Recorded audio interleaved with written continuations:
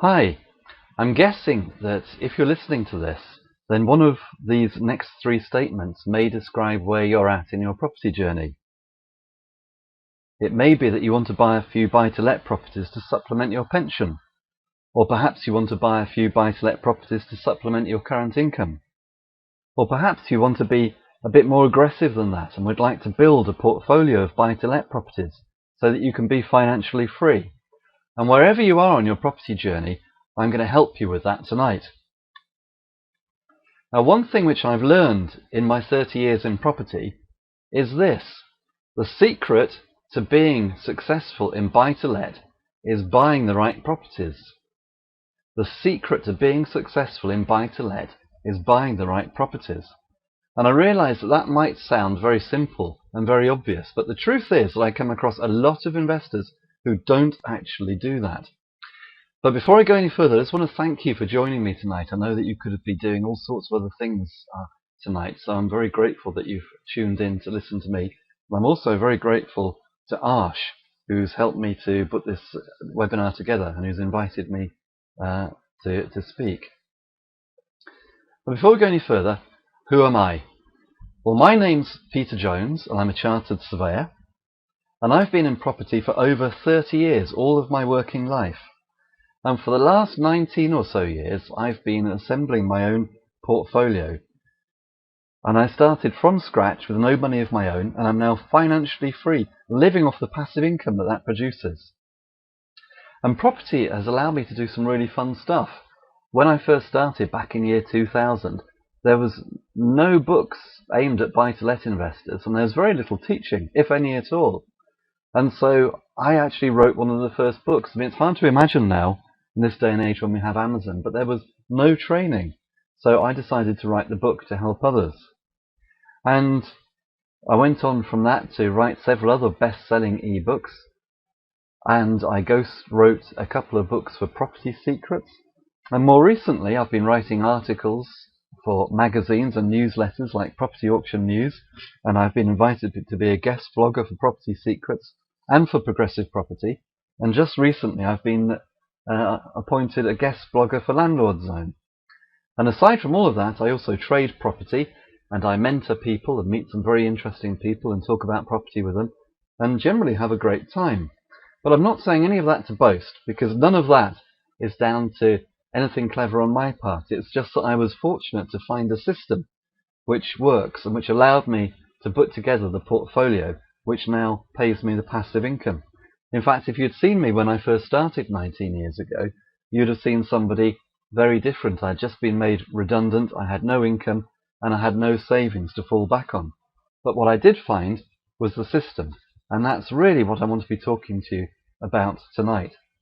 So who is this webinar for? Well, it's definitely for anybody who wants to get into buy-to-let and who wants to get off to the best possible start. But it's also for anybody who's already started, but who's perhaps stalled, and who is struggling to hit their financial goals and targets in property. And it's for anybody who's doing okay, but who wants to do better. It's also definitely for anybody who wants to put together a portfolio and who wants to be confident that they won't run out of money before they've finished. But just to be clear, it's not for anybody who's extremely experienced and successful and who's happy with their progress. So here's what we're going to be talking about tonight. We're going to be talking about what do you want from property, what's the right strategy to get you what you want, how do we find the right property for our strategy, how do we buy and finance our property, what can we do with our property to help us make real money, how do we refinance our property, and what do we do then. And really the ideal that we're trying to achieve in our buy-to-let investing is being able to buy the right property so that we can pull all of our money back out again and then go and buy another property. And again, we'll be looking at that in a moment. So if buy-to-let is so easy, why are so many people getting it so wrong? Well, it's a very interesting question. As I say, I do some mentoring. And over the years, it's become apparent to me when I've been talking to my mentees, and actually not just my mentees, but also other investors who I meet, that although we think we know how to buy investment property, few of us actually do it very well. In fact, I met with one of my mentees just a few weeks ago, and he was telling me that he had been talking to his father-in-law, and he told his father-in-law that he was going to meet me and that we were going to talk about buy-to-let and that hopefully I was going to help him to get started. And his father-in-law said to him, well, why do you bother with all that? Why don't you just go out and buy a property? And unfortunately, that's the way that a lot of us think. Another problem which I see time after time is investors who run out of money. They get out of the blocks really, really quickly. They're very enthusiastic. They go and buy some properties, but they haven't really got a cohesive plan. And so what ultimately happens is eventually they'll run out of money and they can't buy any more properties. And they're usually well short of where they wanted to be. Another thing I see is some investors who aren't quite sure why they've bought the properties that they own, which might sound a bit harsh and a bit strange, so let me explain what I mean by that. I'll meet investors and they'll perhaps show me properties on a spreadsheet, and I'll say, well, why did you buy that one? And they'll say, well, that was for income. But when you look at the figures, you can see that the property is never going to cash flow enough in order to give them the income that they want. Or maybe they bought it for capital growth, but you know that it's in an area which isn't the best area to buy for capital growth.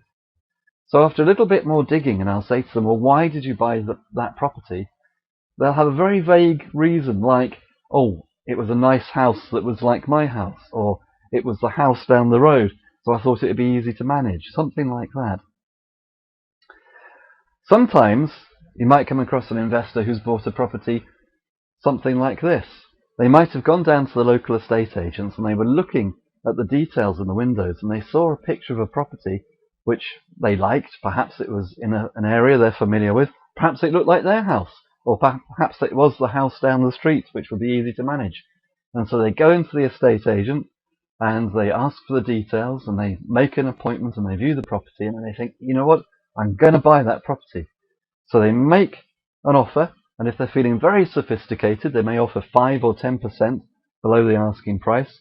And if they do a really good negotiation, they may even buy it at 5% below the asking price.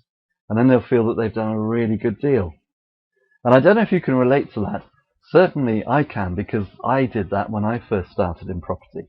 And I know now from experience that that's not the best way to buy property. But the truth is that in principle anybody can go and buy a property and then can wait. And usually if you wait long enough, because the market's cyclical and because we all know that it'll go up in the end, probably eventually they will make money from it. But it'd be much better to buy with a system in mind. Unfortunately, many investors don't actually do that. They don't buy with a system in mind. Now, I'm not knocking that, because the mere fact that they've actually taken action to buy a property elevates them probably into the top 5% of the population. But sadly, good intentions don't guarantee the right results, and they certainly don't guarantee high yields or high capital growth. Now, as I say, I'm not being critical because I've been there and I've done it. I've made all the mistakes there are to make. And the system I use really came about by trial and error. And trial and error means that you get some things right and you get some things wrong. So if you've made any mistakes like this, then please don't worry. As I say, I'm not being critical. And the good news is that now's the time to review where you're at and how you do things, and perhaps going forward to change things so that you can buy in a more predetermined way. And I said earlier that the secret to being successful in buy-to-let is buying the right property. And so that's why a system is so useful, because it can keep us on track. It can make sure that we're actually buying the right properties, using the right strategies and techniques. Now, as a starting point in our property journey, or as a review point if you've already started, we need to ask ourselves, what do we want from property? Now that might sound like a strange question, so let me explain in a little more detail what I mean by that. The truth is that many property investors I meet and mentor don't often have a clear idea at the start of what they're actually trying to achieve. They have a vague idea that they'd like to be successful in property, or that they'd like an income in property, or that they'd like to own a few properties so they can have some capital growth, or maybe they want to own a few so that they know they've got something to look forward to in the future. But it's all a bit vague and wishy-washy. And the problem is, if you're not absolutely clear on what you want to achieve from property, then really buying any old property will do, which, as we've seen, isn't really the way forward. In my opinion, an investor needs to know exactly what they're trying to achieve and why, which, if you think about it, isn't unreasonable. We're talking about spending very large sums of money, and we shouldn't be doing this on a whim. So we need to know exactly what we're trying to achieve, and then to express this as clear, focused, written goals. And even better is if we can actually stick some financial figures on as to what we're trying to achieve, so that we're very, very clear and precise in that. We also need to be very realistic in our time frames. I meet investors who want to start earning a passive income from tomorrow, but with the best will in the world, that's probably not going to happen. It takes time to build a portfolio and to build an income. But because it doesn't happen quickly, they can get very discouraged and give up far too soon. I don't know if you've heard the expression, and I can't remember it verbatim, but it goes something like, you'll probably achieve less in a year than you hope to, but you can achieve more in 5 years than you can imagine. Well, certainly that's true in property, and I'm not saying that you should work to a 5-year timescale, but just think about this. Supposing you did give yourself 5 years to create a passive income. Well, in year 1, you might just do 1 deal, which doesn't sound very much, but just bear with me. What if in year 2 you then do perhaps 2 deals, and in year 3 you might do 3 or 4 deals, and in year 4 you might do 4 or 5 deals? Well, with the market recovering, with the equity in your small portfolio building, with the income coming in, it might be that in year 5 you can buy 8, 9, 10, 11, 12 properties. And just think what you'll have achieved over that 5-year period. And that's all starting with just 1 property in your first year. Now, if you focused on that first year on the fact that you only bought 1 property, you might consider that a failure. But you've actually sown the seeds for future success. And you probably wouldn't be able to envisage what you can achieve when you walk out of the estate agent that very first Saturday morning. You might have a handful of property details, and you know that most of the details are of properties that are totally unsuitable for what you need. And it may seem that, the dream of owning a passive portfolio which pays passive income is just so hard to imagine it coming to reality and being a reality. But it can happen. The point is, you just don't need to do that many deals. You just need to be consistent and do a few every year. So what's the right strategy to get what you want? Well, once we've decided exactly what it is we want from property, we can then decide on the right strategy. And when you think about it, there's only 3 basic strategies in property, in my opinion. That's buy and hold for income, buy and hold for equity, and buy and sell for cash. I'll just repeat that. Buy and hold for income, buy and hold for equity, and buy and sell for cash. And by equity, in this context, what I mean is the difference between the value of the property and the amount of any mortgage on the property. So that difference, that little bit of chunk of top-end value, that's your wealth. That's the bit of value that belongs to you. So when you know what you're trying to achieve, then you'll naturally be able to choose the strategy that's going to work best for you. So, for example, if your principal goal is to generate income from property, then your principal strategy is more than likely going to be buy and hold for income. And this will require you to buy properties cheaply so that you have a smaller mortgage, so you have smaller monthly outgoings, so you keep more of the rent as income. If, on the other hand, your future goal is equity because you want a chunk of capital, perhaps in 15 years' time when you retire, then it may be that your principal goal is going to be buy and hold for equity. And so you'll be buying properties which have a realistic chance and a genuine expectation of significant price growth, of significant value growth. And you may choose to buy properties in a particular area. For example, at the moment, London and the South East is booming, but whether that will continue, we don't know.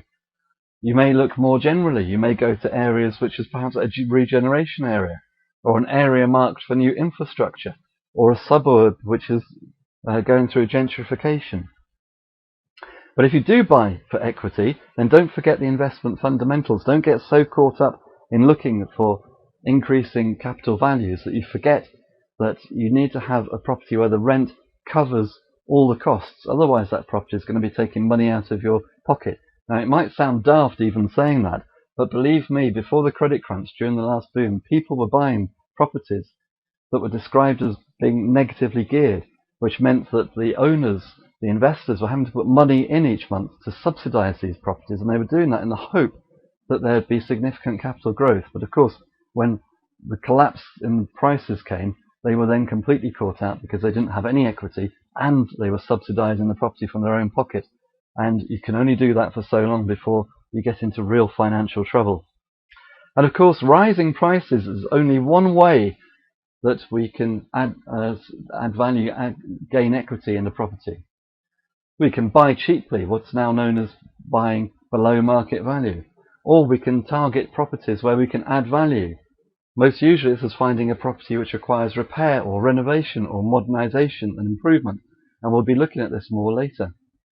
Or alternatively, if you want to build equity, you could even think about putting your properties onto capital repayment loans. Now, the received wisdom within the investing community is that if you're going to buy to let, the best type of finance is interest only. And that's because there are tax advantages, and also because you're only paying the interest, it means there's more cash flow month on month.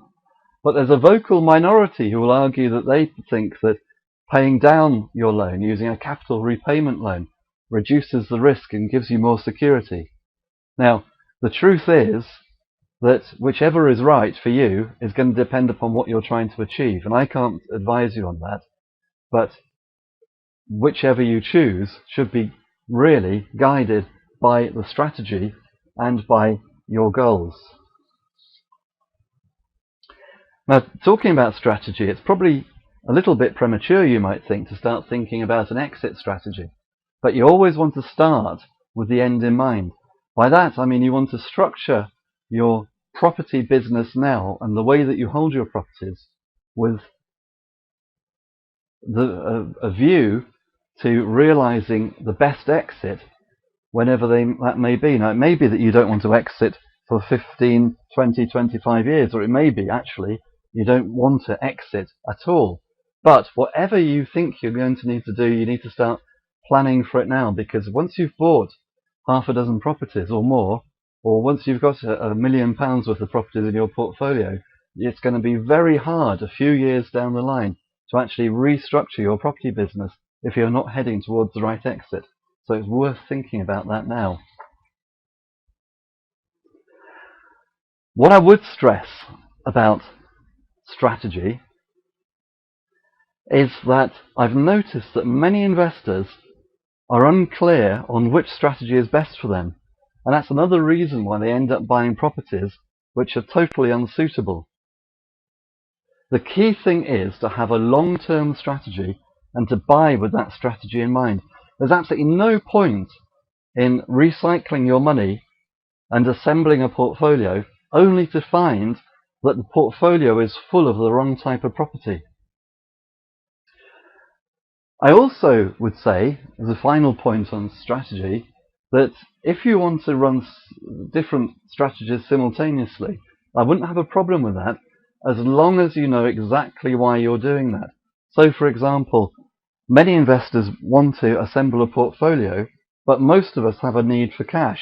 And actually, having a cash reserve for your business is a good thing as well. It's always very healthy for a business to have a cash reserve. So as well as buying and holding for income or buying and holding for equity, you might also want to buy and sell for cash lump sums, which is absolutely fine. Do a bit of flipping and trading on the side. Or it may be that your primary strategy is, for example, creating a passive income. But that doesn't mean that occasionally you might buy a property which is good for equity, even if it's not good for income, and just tuck that into your portfolio as well. But it's obviously going to be down to the individual investor to decide what mix of strategies they want to use. There's a trainer who teaches the 3-2-1 principle, which I was very impressed with. And basically he says, buy 3 properties, keep 2, sell 1. Well, you could adapt that and adopt that strategy for your own needs. So it may be that you could buy 3 properties, have 1 which is income producing, 1 for equity, and 1 for selling for a cash lump sum. Or it may not be 3-2-1, it may be 5-4-3, or whatever is right for you.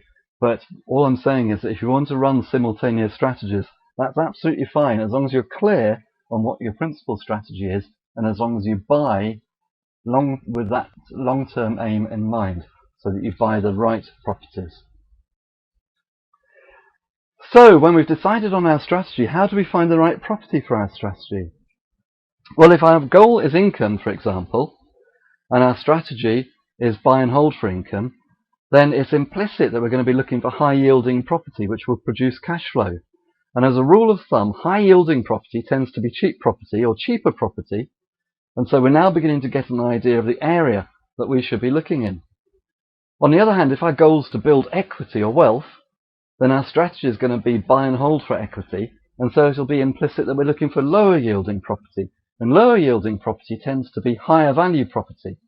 And as a rough rule of thumb, we can assume that higher value property is more likely to enjoy greater capital growth over any given period of time than cheaper property. But I do notice that a lot of investors actually lose sight of this, and they might buy cheaper property and then be disappointed about the capital growth. Or they go and buy a nice property which is a bit too expensive, and then they're a little bit concerned that they don't get the income that they want from that property. Now, not every area is right for all strategies. At least that's what we may think at the beginning. In fact, it could actually be true. For example, if you're in an area of very high value properties, it may not be possible to buy properties for yield. And also, if you're in an area of very low value properties, it may not be the most sensible thing to buy properties for capital growth. So we need to be very clear on our strategy and how that relates to areas. But the ideal is to buy within your local area so that you can be in control of the buying process, and if you need to be, on the ground for any management problems. But that's not always going to be possible. So just using a really silly example, I know it's a silly example, but if you lived in Chelsea and you wanted to buy for yield, you're probably not going to buy properties on your doorstep because they're going to be too expensive. You're going to have to buy off your patch. But you'd be surprised how many investors I meet who are determined to make their strategy work in their chosen area. And for example, I come across investors who are desperate to create an income, but they live in an area where the property values are far too high, and they're never going to be able to create the income because the properties don't give the right yield. Despite that, they might spend months and months looking for an ideal high-yielding property, and they stubbornly refuse to change areas. And sometimes you just have to accept that your strategy isn't going to work in that area and move on. But of course, there are always exceptions to the rule. We all know about buying the cheapest house in the best street. And it may be if you do enough groundwork and enough legwork and enough digging around, you may find cheap properties in good areas which are cheap enough to produce the yield you're after. But as a general rule of thumb, if you're after yield, you need to go to the cheap areas, and if you're after capital growth, you need to be heading towards the better areas. But what I suggest you don't do, which is what some investors do, is to sit on the fence and buy properties in what we could consider to be the middle area, which are neither cheap nor expensive, and where they'll benefit neither from a decent yield nor a decent rate of capital growth. And the truth is that if they headed slightly towards the extremes from this middle point, they'd greatly increase the return depending upon their strategy. So don't buy bland properties that's in the middle. If you want yield, make a definite step towards the cheaper property. If you want capital growth, you're more than likely going to be making a definite step towards the more expensive property. But don't sit on the fence.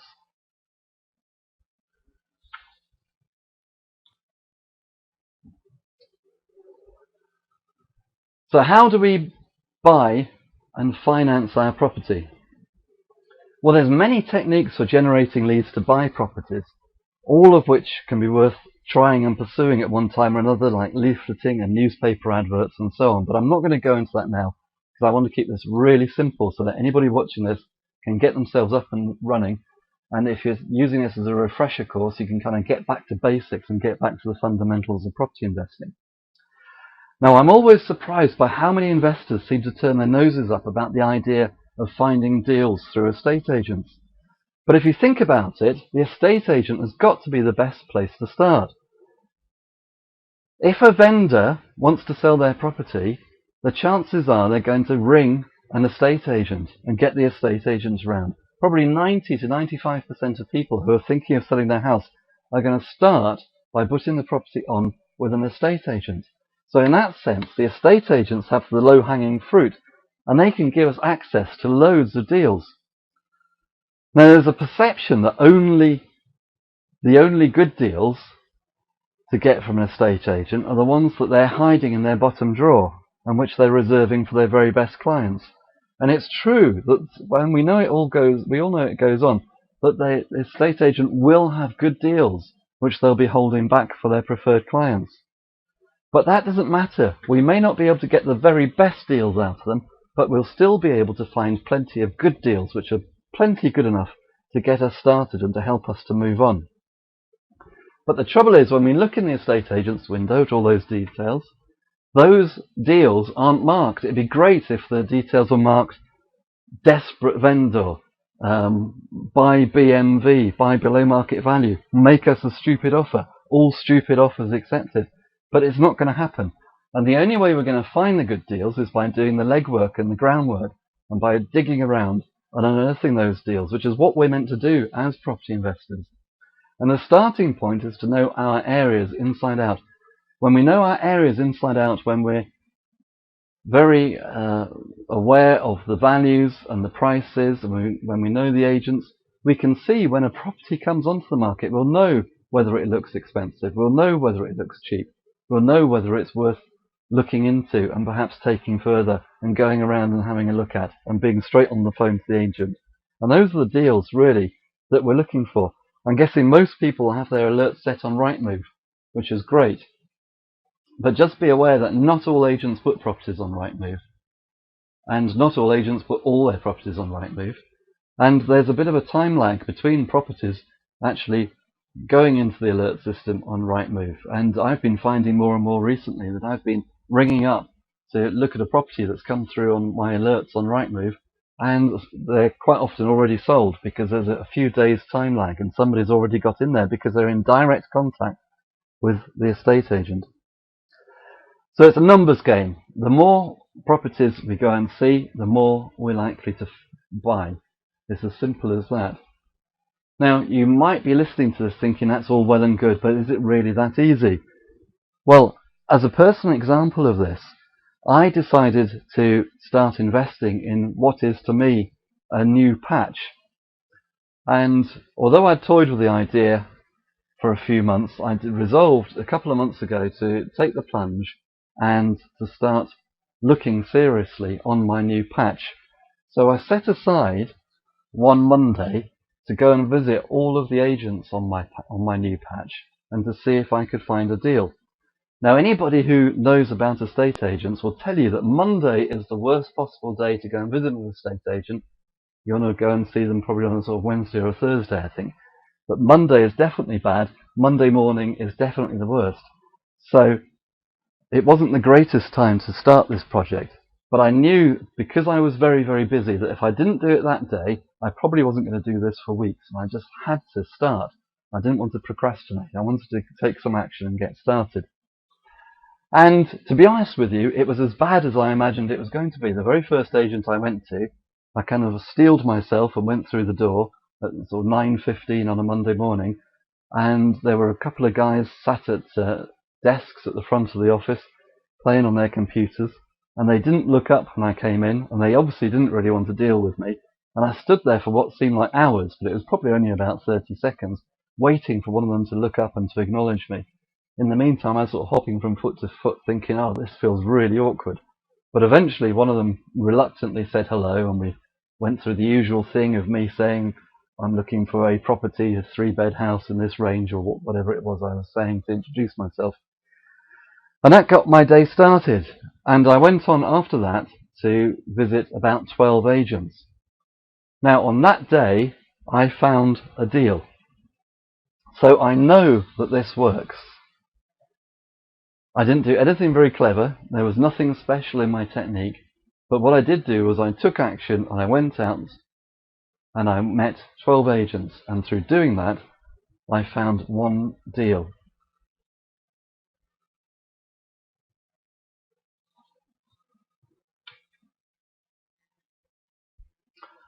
So, We've been out, we're looking for our property. What are we going to do now? Well, what we want to do with our property, ideally, is to add value. Now, hopefully, if we've done our research properly, we're going to be buying the property cheap anyway. But for the purposes of this presentation, I'm going to assume that we're going to add value and that the property that we're looking at requires modernization, renovation, repair or improvement, and that by doing some works we can add some value. Now, as I say, it could be that we're just buying a property cheap. The key thing is we're looking to make a margin in the property. We're looking to have some equity, and that could be because we're buying cheap, and there's ways and means of buying cheap, which I won't go into now, but I'm sure we're all familiar with the concept of buying below market value, perhaps looking for a vendor whose main concern is to sell the property, and they're more concerned about the timescale rather than the actual price. But for the purposes of keeping this example simple, we're looking for a property where we can add value through doing some works to the property. Having said that, just to sort of throw it a bit wider, because I know that there's all sorts of opportunities out there that you can come across even when you're not really looking for them. And I came across one the other day where I was offered a pair of flats. Now, this is a pair of flats, sort of a ground floor flat with a first floor flat over, which is in a freehold. It's owned by an investor who owns the freehold of both flats, but both flats have never been sold on to an owner-occupier. They've only ever been rented out. Now, these particular flats, I think I can buy for $70,000, and that's the offer I've made. But I know that if I sold each flat individually, I could probably sell them for about £65,000 each. So after costs, I could easily make around about £50,000. Now, in order to achieve that, I'd have to appoint a solicitor to draw up a lease for each property, each of the flats. We're probably all familiar with the concept that flats are sold on long leases, like 99 years or 125 year or 999 year leases. So I'd get the solicitor to draw the lease up and maybe get somebody to draw a lease plan to go with the leases. And then I'd be able to sell the individual flats to owner-occupiers. And that's what's known as title splitting. Another example of title splitting could be perhaps buying a house and splitting it into two flats and selling the two flats on individually. But it's opportunities like that as well where we can create value, and that's what we're looking to do, to make that margin within the property. Now, going back to our simple example though, if we find a property which requires some work, what we're really looking for is a property that needs cosmetic works. In other words, we're not looking for a property where we might have to apply for building regulations consent and get the building control officer around. If we're getting to that level, then it's the wrong type of property. We don't want major structural works and major works. We're just after cosmetic works, and by that we're probably talking about a new kitchen, a new bathroom, probably a central heating system, which might sound like a big job, but as I always say, it's not a big job for us. The plumber will do that, so central heating's fine. And maybe even new windows, and very likely redecorating. And it's amazing also what a difference putting new carpets in makes. It shouldn't make any difference to the value, but I think because it gives a good feel to the property, it's bound to influence the valuer when they go into the property. So probably also carpets and maybe vertical blinds or curtains, but you don't want to go too far. We're not spending all our money to create the ideal home. We're just putting together a property where we can increase the value and get the property valued up.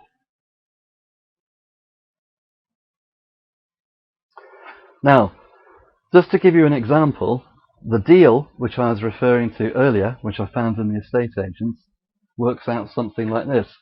Now, the property had been on the market at about 80,000. Well, it had been under offer at 80,000. I think it had been on the market for slightly more than that. But for various reasons, the vendor, the purchaser had pulled out, leaving the vendor in a bit of a pickle really, because they thought they had a sale lined up, and suddenly that all just evaporated overnight. So the agent came to me and asked if I'd make an offer, which I did, and I managed to buy the property for £70,000. Now, looking at the property, I couldn't see that there was really very much to do to it. I know that the purchaser who was lined up to buy it before me was going to spend about £30,000 on it. But I think that they must have been an owner-occupier, and I think that they were probably trying to make it into their little palace. But certainly the kitchen looked fine. Certainly if I was going to rent it out, I'd do nothing to the kitchen. The main thing, really, was that the bath was really grotty. I don't know why, because the WC and the pedestal wash-hand basin was fine. The tiling in the bathroom was all fine. It actually looked like a really nice bathroom, apart from this grotty bath, which would have to come out. So a bath would probably cost maybe a couple of £100, and maybe £150 or a couple of £100 to a plumber to fit it. So we're not talking about very much money to do that. And it also needed central heating. So I reckon that would be about £4.5 grand. It needed some decorating, but the wallpaper in it was absolutely fine. And so, although you may raise your eyebrows at this, I'd probably just go in and paint over the wallpaper and give it a fresh coat of paint. And that would be all that was needed. So I was looking at probably around about £6,000 total to do this property. Now I knew from talking to the agents and from doing my own research on net house prices, etc., that probably this property would be worth around about £100,000 once it was done up, once the central heating was in, once it was all cleaned up and redone. So after costs and other fees, maybe even putting carpets in, but certainly there was at least £25,000 worth of value to add to that property.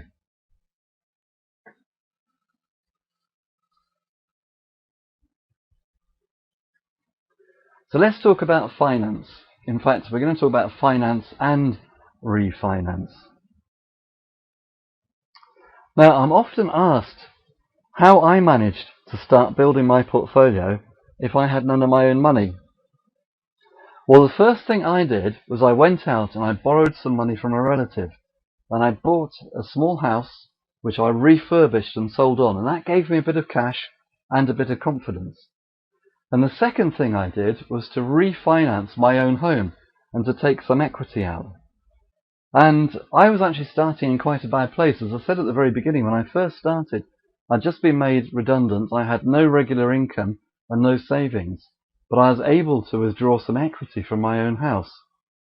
Now, some investors ask me, well, that's okay, but would that work today? Surely it was easier then. Well, actually, I think it's probably easier now, because I think most buy-to-let lenders are quite comfortable with the idea of a borrower using equity from their own home or even equity from other buy-to-let properties to use as a deposit on a property.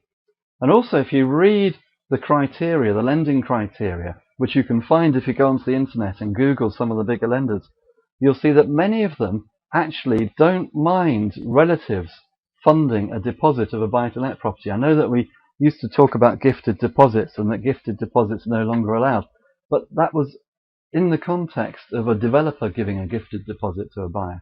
But if you have a relative or somebody close to you who's prepared to pay the deposit on your buy-to-let property, some lenders will actually accept that, just so long as they know that the money has originated within the UK, and as long as they understand the relationship between the person who's paying the deposit for you and yourself.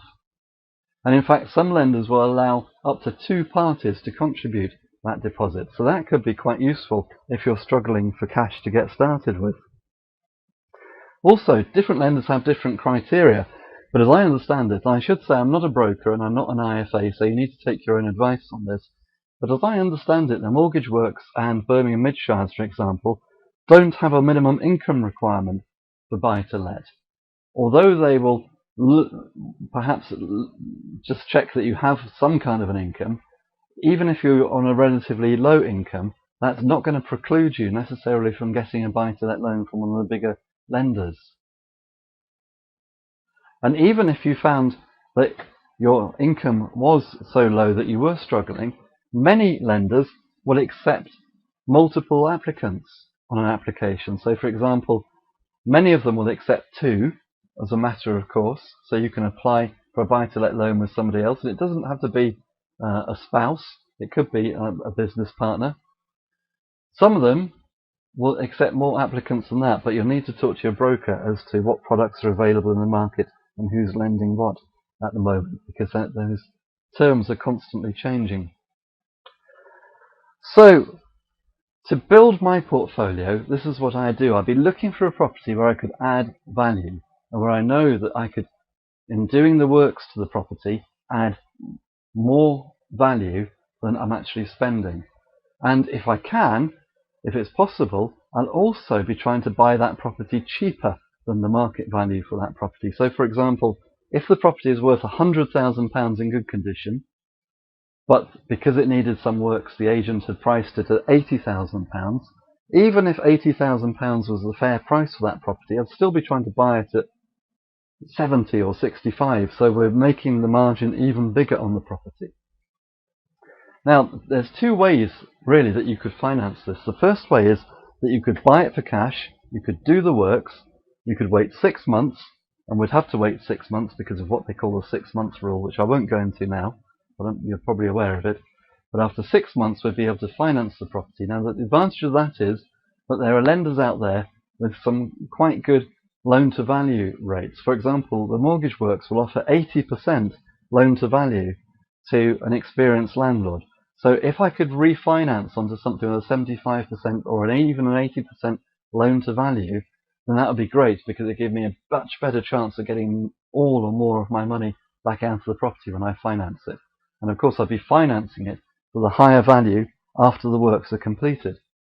Now, if I didn't have the money to buy the property for cash in the first place, then I'd definitely be talking to friends and relatives or potential business partners about funding the project for me, because an initial 6-month loan could then be repaid to whoever funds it for you when you draw that loan back out, when you finance the property after that first 6 months. The second way to finance the property, which is perhaps a more interesting way, is to use what's called a light refurbishment loan. Now, light refurbishment loans all but disappeared when the credit crunch came. Let me explain the concept of a light refurbishment loan. Most buy-to-let lenders expect the property to be habitable from day one, and many of them will turn down a standard buy-to-let application even if there's only just very minor works required to a property, because the thinking from the bank's point of view is that they know that you're going to rent the property out and that you're going to be paying the mortgage interest to the bank using that rent. So they want you to be able to rent the property from day one. So I've seen properties turned down for what you could consider very, very petty reasons. But that's just the way that the banks are. But to get around this, because some investors wanted to buy properties where they could add value, some lenders came up with what we would now call a light refurbishment loan. And this is the way that a light refurbishment loan works. And I'll use the example of Paragon, because they currently give a 75% light refurbishment loan. The Mortgage Works have one which has a 70%, Paragon has 75%, and I think there's others like the Saffron Building Society and other smaller lenders who also do a light refurbishment loan. But let's use Paragon because they have a 75% LTV loan. So when you make an offer on the property and you apply for your light refurbishment loan, the bank will send the valuer out who will value the property as at today's date, but they'll also value the property assuming that the works are done, and they'll tell the bank what the likely value of the property is when the works are done. So the bank will then lend you 75% of either the value today or the purchase price, whichever is lower. And they may also at that point, in fact more than likely, they will hold back some money to cover the cost of the works, which is a bit ironic because you have to have the money to do the works, but they actually take it off you. That's banks for you. Then, when you've done the work, the valuer will go back, inspect the property to make sure you've done the works to the right standard, and they'll then confirm that the value that they first thought of all those months ago is still the right value. And assuming that it is, then you'll be able to draw out the balance of the monies, and they'll give you back the monies they've retained to cover the cost of the works. So what that means is, if we can buy a property cheap enough, or if we can buy a property which needs enough work, we can get a 75% mortgage on it today, we can then do the works and then borrow 75% of the end value back out, which means taking out the kind of like the balance between the first mortgage and the second mortgage. And what that means is that we should, if we've done our maths and our sums properly and our research properly, be able to borrow out all of the money that we've put into that property. And the key formula is this: 75% of the end value of the property must equal or exceed the total of the purchase price of the property plus the cost of the works plus legal costs plus the cost of the mortgage application. So if 75% of the end value of the property covers all of our costs, then obviously we can get all of our money back out. And what would we do then? Well, quite simply, we'd go and look for another property, and we'd do the same again. We'd make sure we could buy it cheap enough, or we'd buy it in a condition where we could add enough value, or we'd try and do the two together, where we'd buy a property where we can add value but we'll try and buy it really cheaply, so we've got plenty of margin built in so that we know that we can then borrow all of our money back out. And by being able to do that, we'll be able to buy yet another property, and then we'll be able to do the same again and buy another property. Now, I'm not saying that properties like that are easy to find. The skill of the investor is to find those properties, and that usually comes by doing a lot of hard graft and a lot of research. And it's like panning for gold. But just like panning for gold, if you find a nugget, you don't need too many nuggets before you actually become very wealthy. And that's how it is with property. As I said, we just need to build our portfolio one property at a time. Now, I am sometimes asked, I'm often asked, what if I don't have the money to start with? But I'd bounce that question back by saying, well, what do you have? As opposed to what don't you have? So, have you got any savings? Have you got any ISAs? Have you got any old endowment policies you no longer need? Now, I'm not an IFA, and so I can't advise you what you should do with that type of policy, but what I can do is ask you, how much do you want to do this, and what do you think is going to give you the better return over time? And I've also got to ask, are there any friends or relatives or third parties you know who might want to invest with you, or to be more accurate, lend you the money to go into a project like this? As long as they're getting a good enough rate of interest, then I'm sure there's a lot of people who would be very interested in putting cash into a deal like this. And if you can't find the right deals, or if you can't find the right deals in your own area, then it comes down to persistence. I just said it's like panning for gold. You just got to keep going and keep trying, because you just never know when you wake up in the morning whether you're going to find that deal or not. One day will be the day when you do find that deal, and you only need to go one deal at a time. And if it's not in your area, choose a new area. I'm not saying that you should give up too quickly. You want to make sure that you really can't find properties in your area before you move area. But if it's not working in that area, then do move on. You need to be pragmatic about this. Now, I've had to skip through this really, really quickly, and because I've only got around about an hour for this presentation. But Arsh has very kindly asked me to do a workshop so I can go into a lot more detail on how to do this and how to really make money in buy-to-let. And so I'm holding a one-day workshop on Saturday, the 22nd of March. We'll be registering at 9:30 for a 10 o'clock prompt start and finishing around about 5 to 5:30. And it's going to be in Arsh's office in Wolverhampton. And as I say, this is going to give a lot more time to go into a lot more detail about how to really make money in buy-to-let. And I want to sort of go into a lot more detail of the system so that you can use the system to know with confidence that you can move forward and really start to build your portfolio and your property business and start to achieve your property and your financial goals. And if you sign up now, we've got some great bonuses for you as well.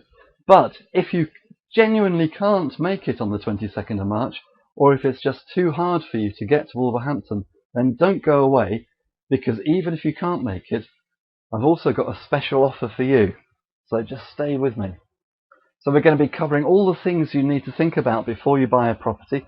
I'm going to show you how to use your money much more effectively, how to find more money when you need it, how to accelerate your property business, and basically how to achieve all your property goals and your financial goals through property. And so this is definitely for anybody who's thinking about getting into buy-to-let but who hasn't started yet. I can help you get off to the best possible start. It's for anybody who has started but who isn't finding it as easy as they hoped and things aren't going quite as well as they wanted. Let's get back to the basics and let me give you a refresher course. Let's get back on track. Let's get you going again. It's definitely for anybody who's sort of ground to a complete stop. Let's see if we can help you get going again, because there's nothing more frustrating than finding that you've actually ground to a stop. It's for anybody who's doing okay, but who wants to do it better and who wants to really maximize their returns and make sure that they are maximizing their returns. And let's be honest, I'm sure that most of us will probably have a sort of nagging feeling that we could probably do it better. There's usually room for improvement. And it's definitely for anybody who's worried about running out of money before they get to where they want to be financially. As I said at the very beginning, if you want to buy a few buy-to-lets to supplement your pension, or if you want to buy a few buy-to-lets to supplement your income, or if you want to assemble a large portfolio and become financially free, it really doesn't matter. The same principles apply, and this workshop is going to be for you because we're going to be looking at all of that. But who it isn't for is anyone who is already very experienced and who's already achieving all they want to achieve. So if you feel that you're very experienced and you're achieving what you want, then this probably isn't for you. But it is definitely for the 90% of us who probably aren't doing quite as well as we want to. So here's what we're going to cover on the day. I'm going to show you why there's a lot more to successful buy-to-let than just buying a property. I think you know by now that I feel very strongly about this. And we only need to buy 1 or 2 good properties a year to lay the foundations of a really successful portfolio. But I have to ask the question, if buy-to-let is so easy, why are so many people getting it wrong? So please come along and I'll show you how to avoid all the rookie mistakes and even the mistakes that some of the more experienced investors are making. And I'll even show you the biggest and most costly mistake probably 90% of buy-to-let investors make, so that you can avoid it. I'm going to show you the system in detail which I've used to build my portfolio and which will allow you to be financially free in property as well, if that's what you're after. Or you can use it to buy those properties for your pension, or you can buy those properties to supplement your income. Whatever your goal is, this is the system you need to be using. I'm going to show you exactly how I put together my portfolio of 64 buy-to-let properties so that in effect you can copy my plan. There's no point in reinventing the wheel and all that. I've been there and done it. I've made loads of mistakes along the way. I'm not saying any of this to boast, but I have made loads of mistakes along the way. But the thing is that in using this system, I was able to recover and to keep on moving. Well, you've got the opportunity to learn from me, learning from exactly what I did and being able to avoid all those mistakes, so that you can just do all the good bits that work, and you can probably have even better results than I've had.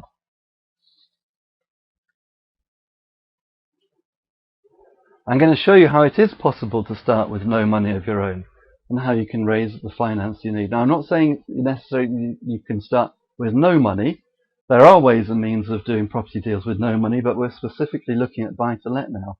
But it doesn't necessarily have to be your money. And I'm going to show you what I mean by that and go into a lot more detail about that. And I'm going to show you the 5 power tools all investors should use to exponentially increase their property returns. And I'm not talking about Black & Decker power tools in your refurb. I'm talking about techniques and strategies which you can use to make sure that you're getting the maximum returns from your properties. I know that a lot of investors tend to use 1 or 2 of these, but that's almost by accident. But if you can actually achieve a situation where you buy a property where you can use all 5 of these, then you're going to greatly increase your returns and bring forward that day when you're getting that passive income or that equity that you're after. And I'm going to go into a lot more detail on the magic formula that we've been looking at, which will allow you to buy as many properties as you want. So, going to be able to go into a lot more detail and ultimately help you to achieve your financial goals through buy-to-let and show you how you can achieve your financial freedom if that's what you want. So how would you value this information? What value would you put on finding those few properties to supplement your pension? What value would you put on finding those few properties to supplement your income? And what value would you put on assembling a portfolio that allows you to be financially free? Well, a one-day workshop like this would usually cost at least £497. But Arsh has asked me to do a great deal. He's been twisting my arm, as you'd expect. And so for that Saturday, 22nd of March, it's going to be just £297. Plus, I'm going to throw in some really nice bonuses for you. If you book now, bonus number 1 is I'm going to give you a copy of one of my best-selling ebooks, Goals to Property Success in 5 Simple Steps, which will show you how to set your goals in property, how to make them into financial goals, and how you can make an action plan to achieve those goals. And that's obviously a key thing that we've been looking at tonight, and that sort of runs parallel to the course. But really nice surprise bonus number 2 is that Arsh has really kindly agreed to give you a copy of a USB memory stick packed with vital information which he's put on it, which he normally charges £197 for. I've seen him selling these at some of his seminars, and he genuinely sells these for £197, and that's packed with loads of documents and information which is essential to a landlord, like tenancy agreements and certificates and all kinds of other stuff, which he's agreed to put in as a special bonus. You'll see here's some of the documents that he's included: guarantor documents, templates of sales schedules, of housing benefit letters, of rent statements, guarantor documents, housing benefit accountability spreadsheets, all kinds of really good stuff on there for that USB, normally £197. Now, I did say if you really can't make the workshop on Saturday the 22nd, then that's a shame. We'd love to have seen you, but don't worry. What I've agreed to do, Arsh has asked me to do this, is to put together all the course notes as a workbook. And I'm going to throw in a lot more information as well. Some nice little goodies will appear in that as well. But basically, you can have all the information which I'm going to be delivering at the workshop in the form of a workbook, so that you can work through it at home, review it at home, and so you can start using all these techniques and strategies to start building your portfolio, even if you can't be there. And if you click on the link which Arsh is going to send you, you can have that for just £197. But if you can make the workshop on Saturday the 22nd of March, I'd love to meet you. Be there for 9:30. We'll have a prompt start at 10, and I'll spend the day teaching you loads of what I've learned over the last 30 years as a chartered surveyor, as an investor in property, as an investor investing for myself, and as a chartered surveyor advising other people, so that you can start to achieve your buy-to-let goals. So, if you want to come on the 22nd of March, go to Arsh's website, www.arshalahi.com, click on the events tab, click on the 22nd of March, click buy now, and reserve your place. But alternatively, if you can't make it, then Arsh will be sending out a link, or you can email me, or you can email Arsh and say that you want the resource pack, and we'll send you everything that I'm going to be teaching that day as a workbook, along with the bonus, the ebook, which will show you how to set your goals and to make an action plan so you can achieve your goals, plus the USB memory stick, which Arsh usually charges £197 for. And that can all be yours for just £197. Anyway, thank you ever so much for listening to me, and here's to property success.